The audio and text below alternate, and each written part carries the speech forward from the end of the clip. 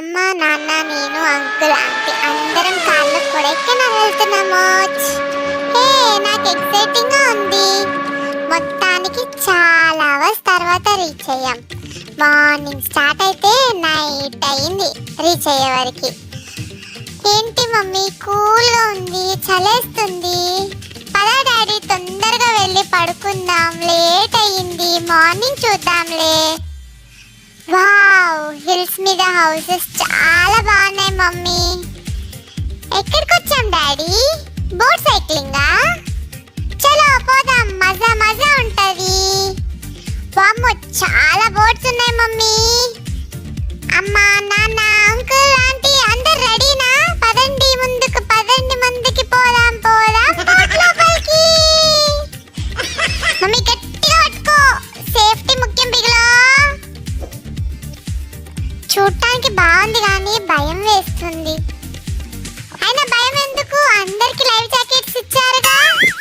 ఈ లేక్ లో అలా వెళ్తుంటే ఓల్డ్ సాంగ్ గుర్తుకొస్తుంది. లాహిరి లాహిరి లాహిరిలో. డాడీ తొక్కు తొక్కు, అలానే తొక్కు తొక్కు. వాటర్ మౌంటైన్ బాగుంది, దగ్గరికి వెళ్ళు డాడీ. పాచి స్మెల్ వస్తుంది ఇక్కడ. ఇప్పుడు ఈ పాచికి కూడా మార్కెట్లో మంచి డిమాండ్ ఉంది మమ్మీ. మనం తీసుకెళ్దామా? ట్రావెలింగ్ ఖర్చులకు వస్తాయి.